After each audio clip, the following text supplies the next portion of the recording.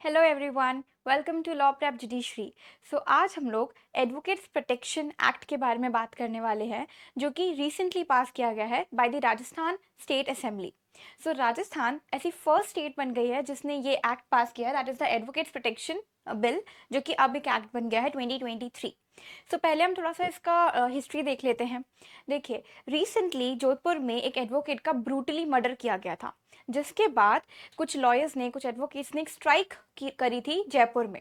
इस स्ट्राइक के चलते बार काउंसिल ऑफ इंडिया ने अर्ज किया राजस्थान स्टेट गवर्नमेंट से कि वो एक ऐसा लॉ बनाए जिससे कि एडवोकेट्स के इंटरेस्ट के लिए कुछ बातें जिसमें लिखी जाएं, और उसके अलावा कुछ जो ऑफेंसेस होते हैं जो कि जनरली एडवोकेट्स के साथ होते हैं, जैसे कि assault, criminal force, criminal intimidation, ये सारी चीज़ें रुक पाएँ, उनके अगेंस्ट फॉल्स इम्प्लीकेशंस रुक पाएँ, उनकी प्रॉपर्टी डैमेज होने से रुक पाए, एंड बेसिकली एक ओवरव्यू बनाने के लिए अर्ज किया गया था, सो दैट हम एडवोकेट्स की प्रोटेक्शन के बारे में बात कर पाएँ। आज के इस एक्ट में, आज के इस वीडियो में हम लोग एडवोकेट्स प्रोटेक्शन बिल 2023 डिस्कस करेंगे in detail. Okay, Rajasthan has made history by becoming the first state. ये प्रीलिम्स पॉइंट ऑफ व्यू से इंपॉर्टेंट है कि राजस्थान जो है ये फर्स्ट स्टेट है ऑल ओवर इंडिया जिसने एक ऐसा लॉ पास करा है जिससे कि लॉयर्स की सेफ्टी इंश्योर होगी। Now the bill will be implemented into an act which been known as the Advocates Protection Act 2023। ये जो बिल था ये इंट्रोड्यूस किया गया था on 15 March 2023, and Rajasthan assembly ने पास किया था on 22nd of March 2023. Now, as I told that after the brutal murder of an advocate in Jodhpur, fellow lawyers carried out a strike in Jaipur. Then Bar Council of India has reached out to the state government and urged them to pass the bill, while also asking the lawyers to call off their strike. Now, अब हम देख लेते हैं कि ये जो act है, जो एडवोकेट प्रोटेक्शन एक्ट है, इसके स्टेटमेंट ऑफ ऑब्जेक्टिव क्या है। देखिए, जैसे कि हमने डिस्कस करा, इसके दो स्टेटमेंट ऑफ ऑब्जेक्टिव है। फर्स्टली दैट हम जो भी एक्ट्स ऑफ वायलेंस हैं, जो भी एक्ट ऑफ वायलेंस होते रहते हैं अगेंस्ट एडवोकेट, हम उन एक्ट्स को कंट्रोल कर पाए, ऐसे एक्ट्स को प्रोहिबिट कर पाए। So it is be observe that the act of violence against the advocates and the cases of false implications. जो एडवोकेट्स होते हैं उनके अगेंस्ट वायलेंस के केसेस, फॉल्स इम्प्लीकेशन के केसेस काफ़ी ज़्यादा बढ़ रहे थे। इस कारण से हम लोग ने एक ऐसा एक्ट बनाने, बेसिकली राजस्थान असेंबली ने एक ऐसा एक्ट बनाने के लिए सोचा, सो दैट जो वायलेंस के cases against advocates and false implication के केसेस हैं, इनको हम कंट्रोल कर पाएँ।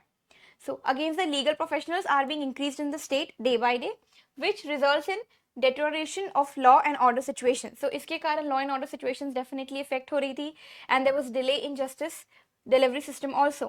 Now, as such, to save the interest of advocates, it has now become necessary to prohibit such act of violence and false implications against advocates by enacting effective enactment, making the offence is cognizable in the territory of Rajasthan state. Therefore, the Rajasthan Advocates Protection Bill 2023 is being proposed. The bill seeks to achieve the aforesaid objectives.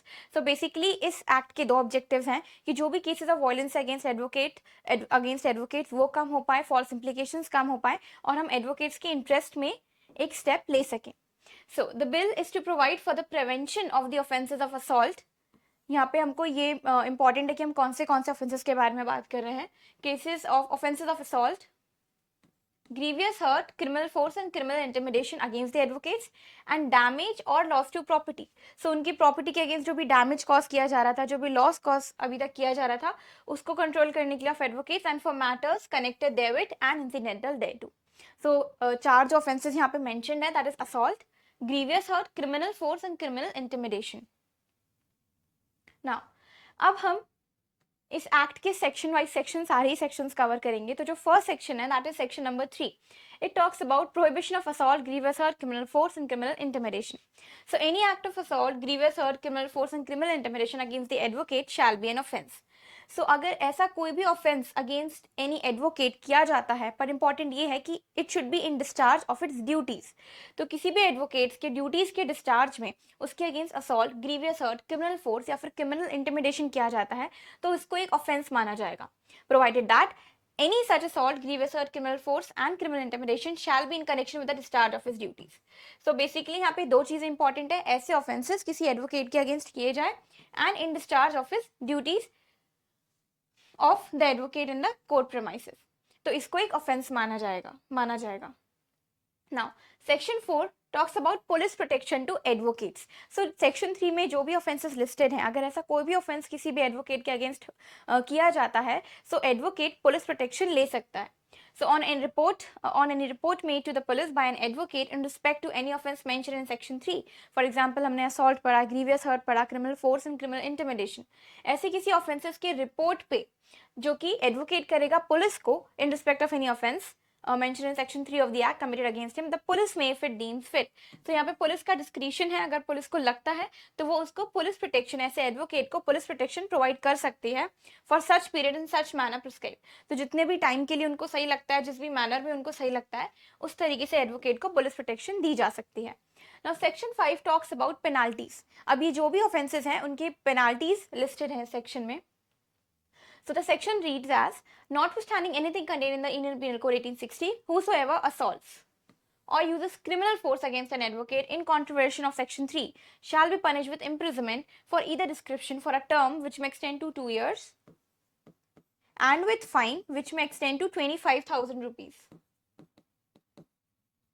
Okay, so जो सबसे पहला जो subsection है, it talks about assault and criminal force. तो अगर किसी भी advocate के अगेंस्ट असॉल्ट किया जाता है या फिर क्रिमिनल फोर्स किया जाता है तो उसकी punishment would be 2 years plus fine, and fine 25,000 तक का हो सकता है.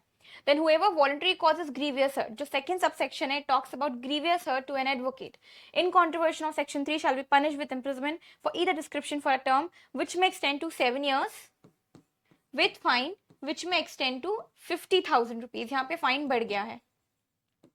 ओके, सो जो फर्स्ट सबसेक्शन है वो असॉल्ट एंड क्रिमिनल फोर्स के बारे में बात करता है, जो सेकंड सबसेक्शन है वो ग्रीवियस हर्ट के बारे में बात करता है.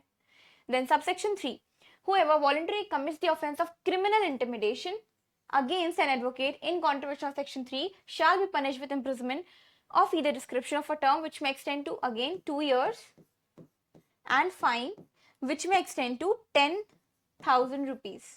And अगर criminal intimidation थ्रेट क्या है, वो थ्रेट काय का है, डेथ कॉज करने का है या फिर ग्रीवियस हर्ट कॉज करने का है. मतलब बेसिकली अगर कोई भी पर्सन किसी एडवोकेट को बेसिकली क्रिमिनल इंटिमिडेट करता है तो उसकी जो जनरल पनिशमेंट है वो 2 years प्लस फाइन, और फाइन जो होगा वो 10,000 रुपीज तक का होगा. बट अगर वो क्रिमिनल इंटिमिडेशन किसी एडवोकेट की डेथ कॉज करने का है या फिर उसको ग्रीवियस हर्ट कॉज करने का है तो यहाँ पे पनिशमेंट बढ़ जाएगी. And that would be or to cause like the destruction of property by fire, or to cause an offense punishable with death, or destruction of property by fire, or to cause an offense punishable with death or life imprisonment, or with imprisonment for a term which may extend to 7 years तक का कोई offense है, shall be punished with imprisonment for description for a term which may extend to 7 years with fine which may extend to 20,000 rupees. Okay, सो देखिए criminal intimidation की जो normal punishment है हम IPC में भी देखते हैं, वो normal punishment 2 years plus fine है.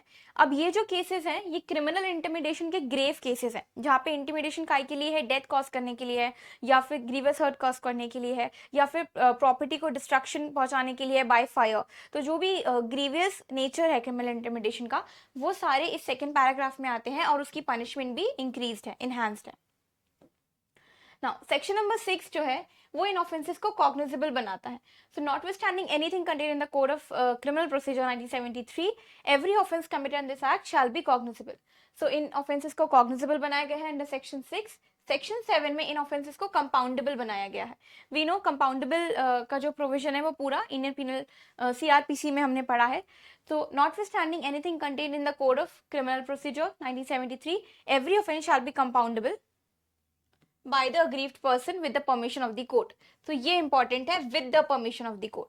तो इस ऑफेंस को कंपाउंडेबल तो बनाया है, माने कि एडवोकेट और जो भी ऑफेंडर है वो इस ऑफेंस को कंपाउंड तो कर सकते हैं, बट इसमें कोर्ट की परमिशन इंपॉर्टेंट है. It has to be done only with the permission of the court. इस ऑफेंस को कंपाउंड आप without the permission of the court नहीं कर सकते हो. Now section 8 talks about compensation. It says that when a court imposes a sentence of fine or any other statement of which fine forms a part, तो जब fine लगाया हो या फिर एक ऐसा सेंटेंस दिया हो जहाँ पे imprisonment with fine हो, okay, the court may when passing judgment order such amount of fine recovered to be paid as compensation to the advocate. तो यहाँ पे कॉम्पनसेशन का प्रोविजन क्यों है? देखिए कुछ केसेस में ऐसा होता है कि फॉर एग्जांपल अगर किसी पर्सन को ग्रीवियस हर्ट पहुंची, अगर इस केस में हम लेते हैं एडवोकेट को ग्रीवियस हर्ट पहुंची है, तो वो फाइन की जगह वो फाइन बेसिकली यूज किया जाएगा एज कॉम्पनसेशन। तो जो भी मेडिकल एक्सपेंसेस आए हैं उस एडवोकेट के, वो मेडिकल एक्सपेंसेस फाइन के थ्रू रियम्बर्स किए जाएंगे। सो जो भी फाइन अगर फाइन लगाया गया है या फिर एक ऐसा सेंटेंस दिया गया है जिसका फाइन पार्ट है, तो ये जजमेंट पास करते समय जो फाइन है आप उसको उस तरीके उसको कॉम्पनसेशन के रूप में भी लगा सकते हो, जो कॉम्पनसेशन सीधे एडवोकेट को दिया जाएगा। Then section 9 talks about prosecution of an advocate.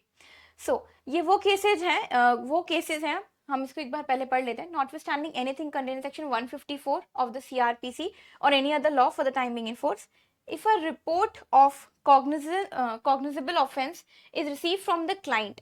अब ये वो केसेस हैं जहाँ पे जो रिपोर्ट है वो क्लाइंट से आ रही है। अभी तक हम वो पढ़ रहे थे जहाँ पे रिपोर्ट एडवोकेट से आ रही थी। तो अगर कोई रिपोर्ट क्लाइंट से आ रही है या फिर बेसिकली जो एडवोकेट है उसके क्लाइंट से आ रही है या फिर ऑपोजिट क्लाइंट से आ रही है against the advocate for an act done during the discharge of his professional duties. तो एडवोकेट की प्रोफेशनल ड्यूटीज के डिस्चार्ज में अगर कोई भी रिपोर्ट आती है अगेन फ्रॉम द क्लाइंट और from the opposite client, then the same will be registered only after an inquiry by the police officer not below the rank of deputy superintendent of police, which shall be completed within the maximum period of 7 days, and if a case is registered, a written information of the same will be sent to the Bar Council of Rajasthan। So basically section 9 ये बोलता है कि advocate की अपनी duties के discharge में अगर कोई कंप्लेन उसके क्लाइंट द्वारा या फिर ऑपोजिट क्लाइंट के थ्रू आती है अगेंस्ट द एडवोकेट, तो वो जो कंप्लेन होगी उसके लिए एक इंक्वायरी की जाएगी। और जो इंक्वायरी है वो कौन करेगा? डेप्यूटी सुपरिटेंडेंट ऑफ पुलिस, एक officer who is not below the rank of deputy superintendent of police. और ये जो इंक्वायरी है ये 7 डेज के अंदर कंप्लीट की जाएगी। एज वेल एज अगर ये केस रजिस्टर होता है तो एक रिटन इन्फॉर्मेशन इस चीज की बार काउंसिल ऑफ राजस्थान को भी सेंड की जाएगी। Now section 10 talks about liability to pay damages. See, so in addition to the punishment specified in section 5, section 5 में हमने penalties पढ़ी थी। So the offender in appropriate cases shall also be liable to pay damages। तो जो भी offender होगा उसको damages भी pay करवाए जा सकते हैं for loss or damage caused to property of an advocate, as may be determined by the court, and he shall also be liable to be reimburse the medical expenses जो कि मैंने mention किया था incurred by such advocate as may be determined by the court।